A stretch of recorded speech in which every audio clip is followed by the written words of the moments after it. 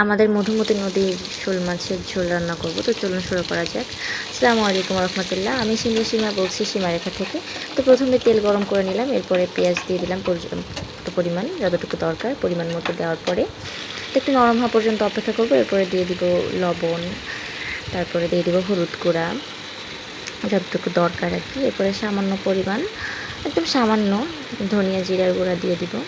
এরপরে দিয়ে দিব আদা রসুনের পেস্ট, মানে আমি মিক্সড করে রাখি একসঙ্গে, যাতে মাংসে সব কিছুর সঙ্গে আমার যতটুকু দরকার মিক্স করে নিতে পারি। তো এরপরে ভালো করে মিক্স করে নিব। তো একটু ভালো করে মিক্স করার পরে এরপরে যখন একটু হালকা হালকা তেল ছাড়বে তখন দিয়ে দিব আস্ত জিরা। আমি আস্ত জিরাটা খাই, তো সেক্ষেত্রে আমি আস্ত জিরাটা দিয়ে দিব। আর দিয়ে দিব একটু সামান্য মরিচের গুঁড়া, আমি ঝাল খুব কম খাই তার জন্য। তো এগুলো ভালো করে মিক্স করে নিব, তেল ছাড়া পর্যন্ত অপেক্ষা করব। তেল ছেড়ে দিলে এরপরে দিয়ে দিব আগে থেকে কেটে রাখা আলু কুচিটা। হ্যাঁ, তো আলু কুচিগুলো এই পর্যায়ে দিয়ে দিলাম। আলু কুচিটা দেওয়ার পরে তো এটা ভালো করে মিক্স করে নিব।